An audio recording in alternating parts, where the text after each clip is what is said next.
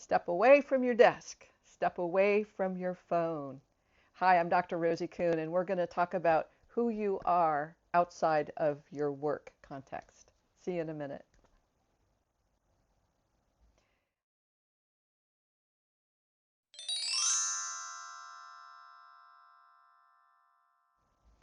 Hi, I'm Dr. Rosie Kuhn, as I just said to you.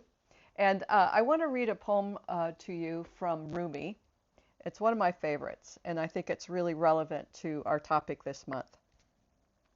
Today, like every other day, we wake up empty and frightened. Don't open the door to the study and begin reading.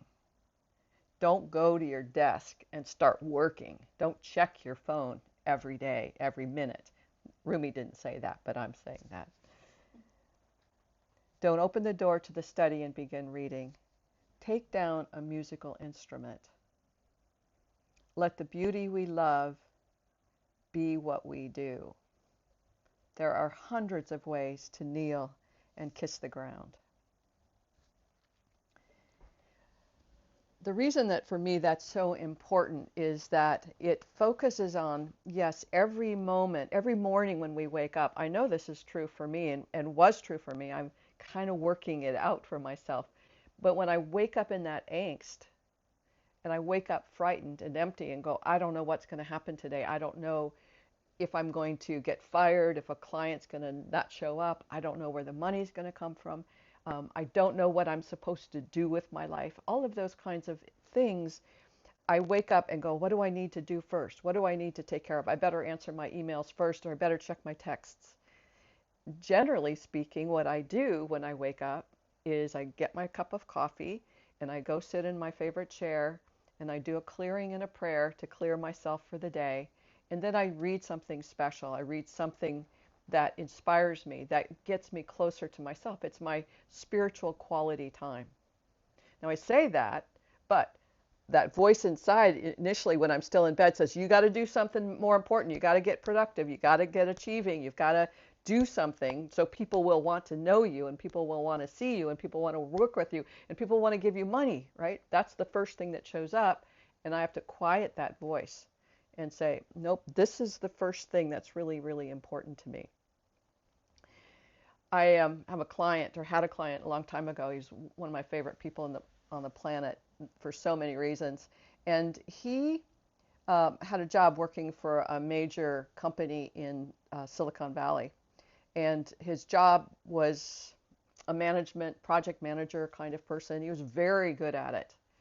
But he came to see me because he wanted to do something else. He wanted to inspire people. He wanted to motivate people. He wanted to be a speaker, a motivational speaker. And he had this dilemma because he really wanted to be that motivational speaker and really inspire people. He was a musician and had so many beautiful qualities that he wanted to share with people. And at the same time, he was afraid.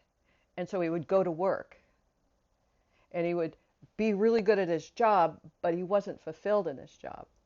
And then he would come home and he'd want to be with his kids, but his boss would constantly text him and say, do this, do that. And he was constantly being interrupted from his children and his wife by all of these emails and texts, and he felt pulled all the time. And we would have this conversation quite often to say, hey, turn the phone off so you can be with your family. Oh, but what if this? What if he needs me? What if, it's the what if he needs me? It's like, what if he needs you and you're not available because you're doing something that's really important to you, spending quality time with your wife and children? And it was a dilemma for him. And I talk about that a lot in terms of the spiritual human dilemma. My boss needs me, and my children and wife need me, and I'm pulled. How do I do that? How do I function? It's like, how do you find harmony within yourself given this pull that your work needs you and your personal life needs you and you needs you. You're trying to develop and want to develop this career as a speaker and a motivational speaker. How do you do that? So this is a struggle I think all of us have, is we wake up in the morning and going, oh, I'd so like to become I'm inspired to become a this or a writer or an artist of some sort, express myself in the world from my own true self. But I have to pay the rent and I have to take care of my, and all of those yes buts and if onlys and what ifs. So what we have to do is begin to go, okay, if I turn my phone off, if I turn my notifications off, what will I become?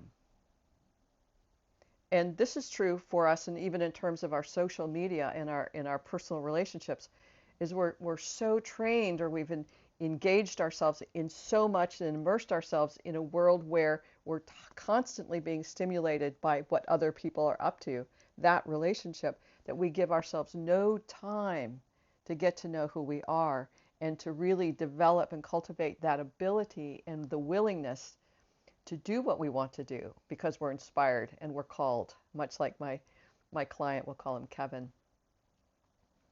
So that's what I'm wanting for you, is to begin to say, who am I if I turn my phone off? Who am I when I am away from my desk? Do I know who I am when I'm away from my desk? Do I know who I am without my phone? If I go for a walk and leave all of my technology behind, who am I? How do I function inside? How do I have a relationship with myself? Let's say one more thing and then I'll finish for the day. There's a fellow named David Whyte. He's a poet. And David wrote this book called The Three Marriages. And it's really about those vows we make to our work, our careers, our special significant person, but also to ourselves. And it's a really beautiful book, and it's an audio book as well. I found it really, really great to listen to it.